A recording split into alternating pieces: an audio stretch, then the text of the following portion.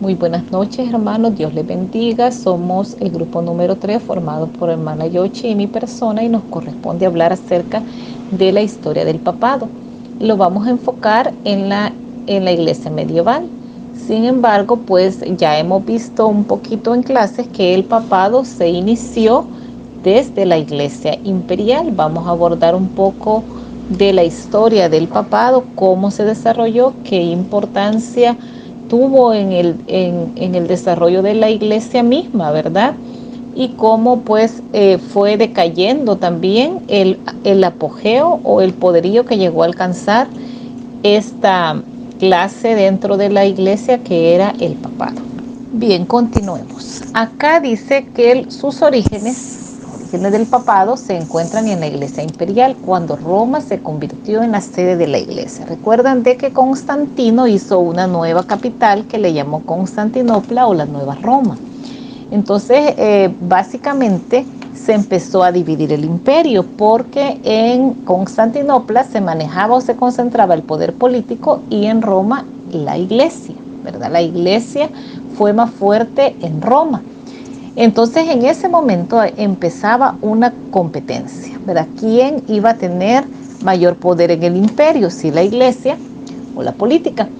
Entonces el obispo de Roma cambió su título a papa y y se colocó sobre los demás obispos. O sea, había obispos en otras iglesias, pero el de Roma se sintió con más derecho y se puso el nombre de papa. A partir de allí había una nueva jerarquía. Ahora ya estaba sobre los demás obispos, o sea, en un lugar superior, en una posición superior. Se le reconoce también como alguien que representaría a la iglesia y sus intereses, ¿verdad? Recuerden que allá Constantino en Constantinopla estaba haciendo como una sucursal, pero la iglesia originalmente estaba en Roma y fue cambiando, ¿verdad?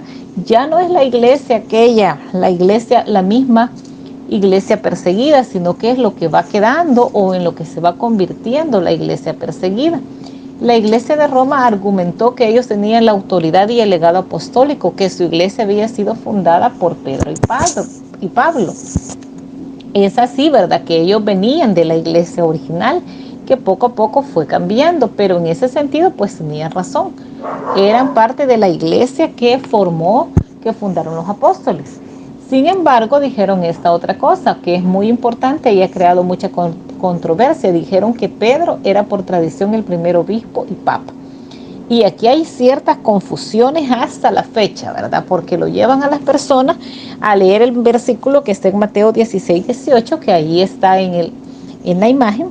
Les voy a leer en la Biblia, dice, y yo también te digo, hablándole el Señor Jesús a Pedro, que tú eres Pedro, y ahí hay un numerito, ¿verdad? Y sobre esta roca tenemos otro numerito, edificaré mi iglesia y las puertas del Hades no prevalecerán contra ella. Pedro significa Petros, ¿verdad? Y roca significa Petra. Entonces ahí hay dos palabras diferentes. Entonces muchas veces en la iglesia nos lo ha explicado el hermano Walter, ¿verdad? Que el Señor Jesús le dijo, tú eres Pedro, que quiere decir una piedra o una roca pequeña, y sobre esta roca, refiriéndose a sí mismo, nuestro Señor Jesucristo dijo, y sobre esta roca edificaré mi iglesia. Por eso les pongo yo ahí un signo de interrogación, porque esto ha sido mal interpretado, ¿verdad? Muchas veces creemos lo que nos dicen, que lo que quiere decir eso es que Jesús le dijo, tú eres Pedro y sobre esa roca, Pedro, edificaré mi iglesia. Entonces creen de que ahí le estaban delegando el poder papal, por así decirlo. Y más adelante, ¿verdad? Que le dice que a él le dará las llaves del reino de los cielos. Entonces de ahí es donde se han sacado esta información. Pero nosotros como cristianos y especialmente como estudiosos de las escrituras, pues tenemos que conocer las diferencias. Eso es lo que ellos dijeron. Y hasta la fecha pues lo mantienen. Dicen de que Pedro es el primer papa, ¿verdad? Eso fue en lo que ellos se basaron y así empezaron a decirlo. Entonces empezó esa competencia, esa controversia que fue cobrando poco a poco mayor fuerza, como lo veremos en los demás detalles. Luego tenemos que, una vez terminada la iglesia imperial, este papado se mantuvo, y aunque tiene su fuerza y su origen en la Iglesia imperial, ¿verdad? Se ubica principalmente en la Edad Media o el periodo conocido como Iglesia medieval, que va del 476 al 1453 después de Cristo.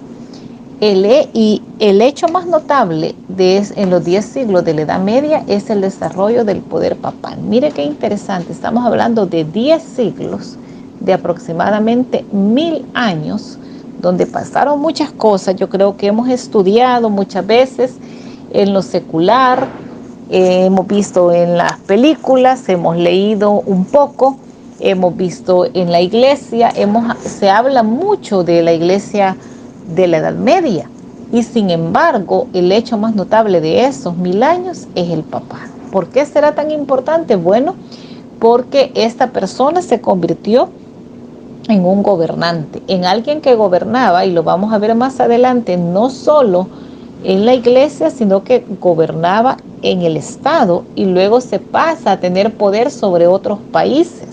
Por eso es que es tan importante la figura del Papa en estos 10 siglos.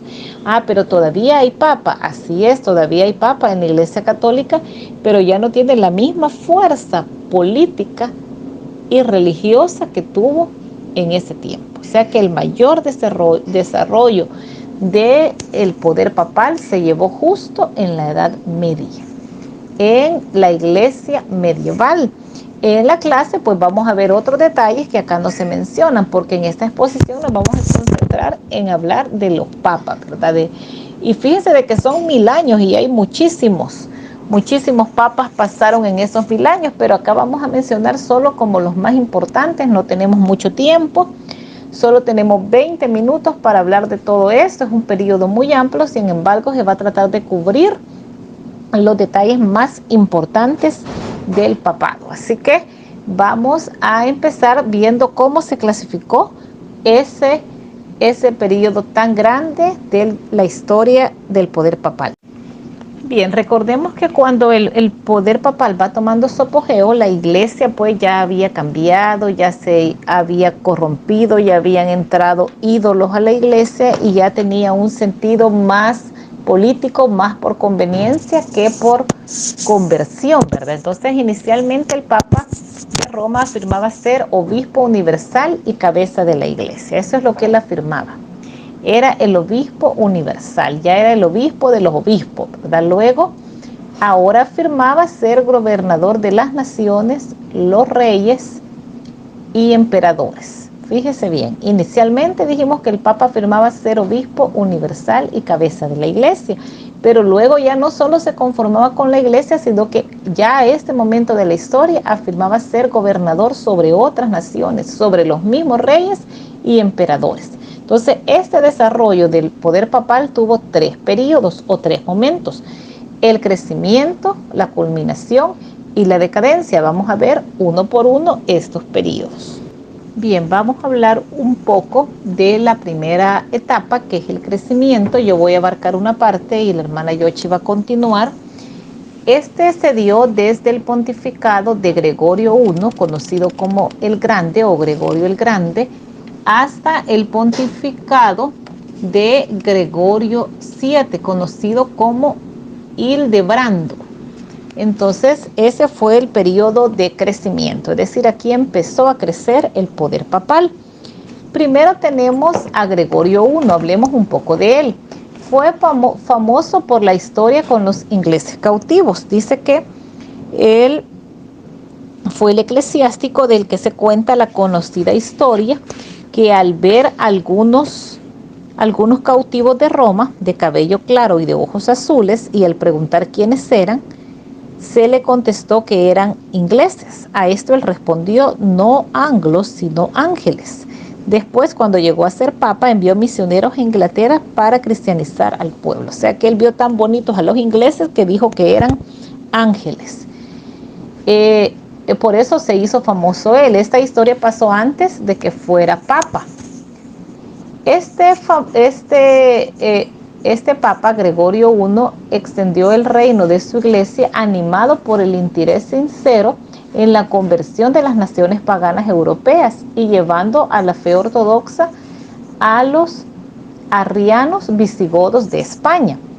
Recuerden que en el tema anterior, en la Iglesia Imperial, vimos que Arrio era el que hablaba sobre la doctrina de la naturaleza de Cristo, ¿verdad? Que era realmente un error doctrinal que enseñaba. Entonces este Gregorio, pues al inicio, él conquistó otras naciones con el único fin de evangelizar y los convirtió a la fe ortodoxa. Aquí todavía pues la iglesia conservaba mucha de su base, mucha de la doctrina correcta. Luego este mismo Papa, ¿verdad? Gregorio I convirtió a la iglesia en virtual gobernante en la provincia alrededor de Roma, preparando así el poder político. Entonces hubo un momento que el poder de la iglesia era tan fuerte con este Papa que él fue gobernando en los alrededores de la iglesia y entonces ahí fue dando la pauta para que en un momento dado la iglesia gobernara mucho más. Desarrolló también algunas doctrinas como la adoración de las imágenes, el purgatorio y la transubstanciación. Entre otras cosas, ¿verdad? Entonces aquí podemos ver que aunque él tenía un fervor de evangelismo, pero también introdujo algunos errores en la iglesia, por ejemplo, eso de introducir imágenes, de hablar del purgatorio, que es algo no bíblico y que no existía en la iglesia primitiva, y hablar de la transubstanciación, que a lo que se refiere es el hecho de que los católicos creen que en el momento que se sirve la comunión de ellos, ¿verdad? Que es la hostia y el vino, ellos consideran que estos elementos se convierten literalmente en el cuerpo y la sangre de Cristo y merecen adoración. Y nosotros no creemos eso, ¿verdad? Porque alguien podría decir, bueno, ¿y nosotros por qué tomamos Santa Cena? No es lo mismo que la comunión de los católicos. No es lo mismo, porque nosotros tomamos la Santa Cena, como lo dice la Biblia y nos lo explica tan bonito en Corintios, para recordar, ¿verdad? Para recordarnos de su muerte y esperar su pronto regreso, pero en ningún momento nosotros vamos a creer que esta galletita se va a convertir en el cuerpo de Cristo y lo vamos a adorar. Y ellos sí llegan al punto de la adoración. Además, este personaje Gregorio, pues que introdujo estas doctrinas como el purgatorio, ¿verdad? Que también ya lo conocemos, que habla sobre el infierno o el preámbulo del infierno que pueden ir saliendo por las oraciones de los que están acá en la tierra. También fue defensor de la vida monástica y fue uno de los administradores más capaces en la historia de la iglesia. O sea que era un hombre muy inteligente y quedó registrado su capacidad administrativa y organizativa. Yo me quedo por acá con la parte de crecimiento y hermana Yochi va a continuar con esta misma etapa. Dios les bendiga, hermanos. Vamos a continuar con la segunda parte de nuestra exposición.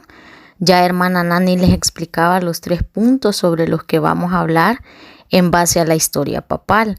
Y podemos observar que bajo una serie de papas y durante cientos de años la autoridad del pontificado romano fue aumentando y se reconoció en sentido general. Por esa razón se pueden nombrar diferentes causas para ese creciente poder del papado. El primero fue la influencia de los papas que estaba sobre todo en el poder para ejercer la justicia.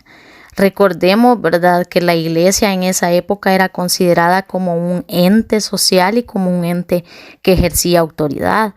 La iglesia también estaba entre los príncipes y los súbditos para reprimir, ¿verdad?, la tiranía y proteger a los débiles y de esa forma reclamar los derechos del pueblo.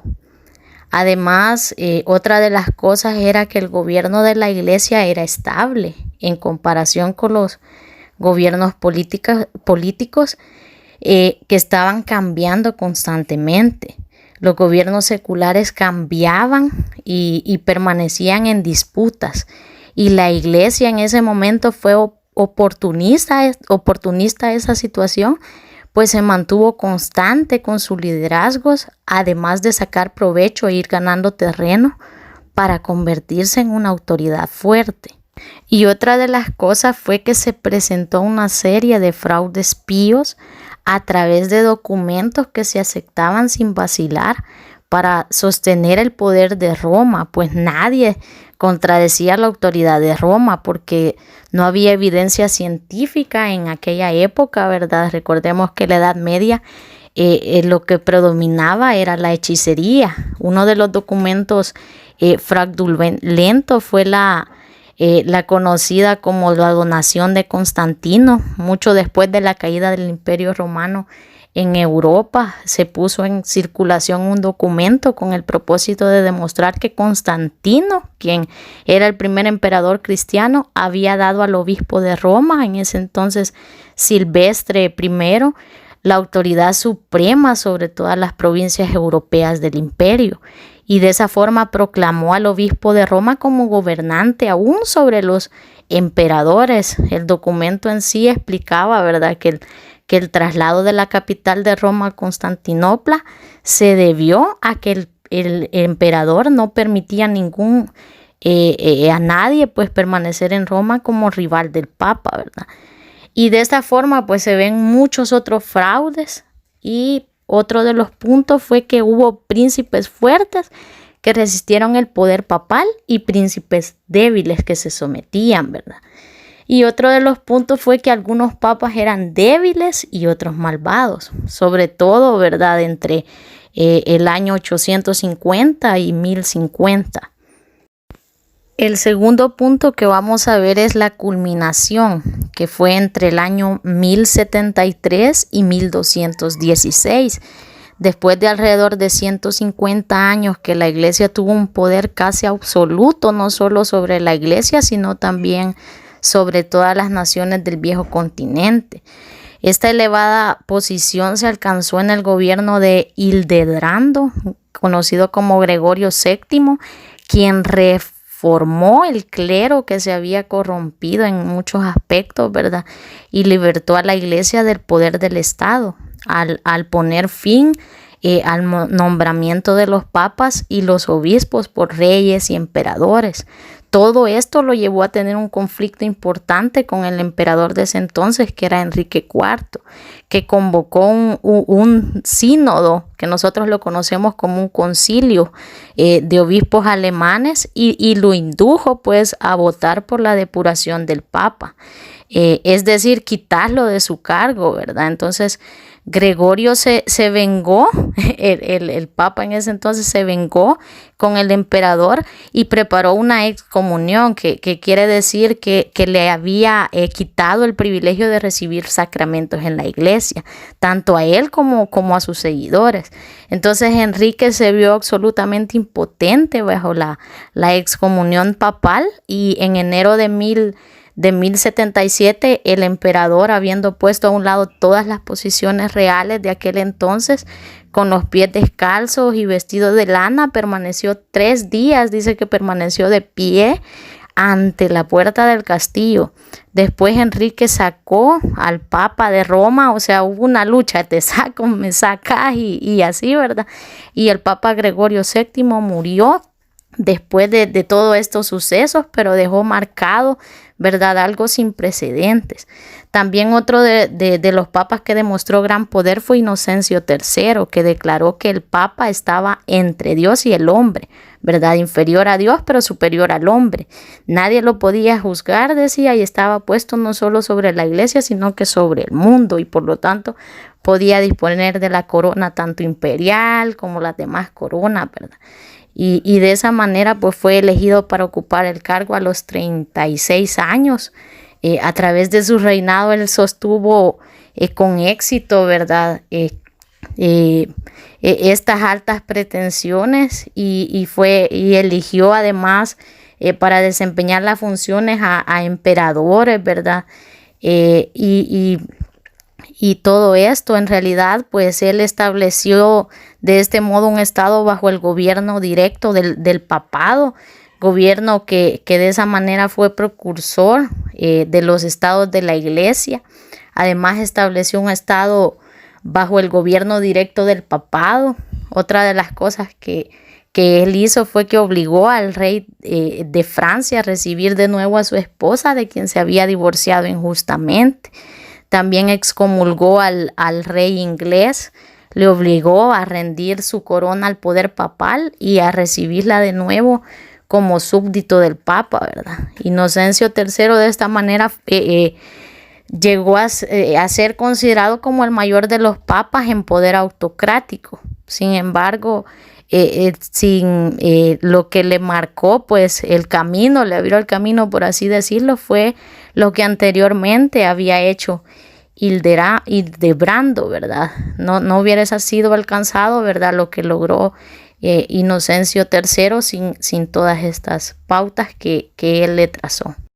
Como último punto, vamos a ver que mientras Europa salía de la Edad Media y la lealtad nacional se levantaba para competir con la eclesiástica, la decadencia del poder papal empezó con Bonifacio VIII en 1303, quien tenía pretensiones tan elevadas como cualquiera de sus predecesores, pero se pasaban por alto, ¿verdad? Bonifacio prohibió a Eduardo I de Inglaterra que decretase impuestos a la propiedad de la iglesia y a las entradas o tesoros sacerdotales.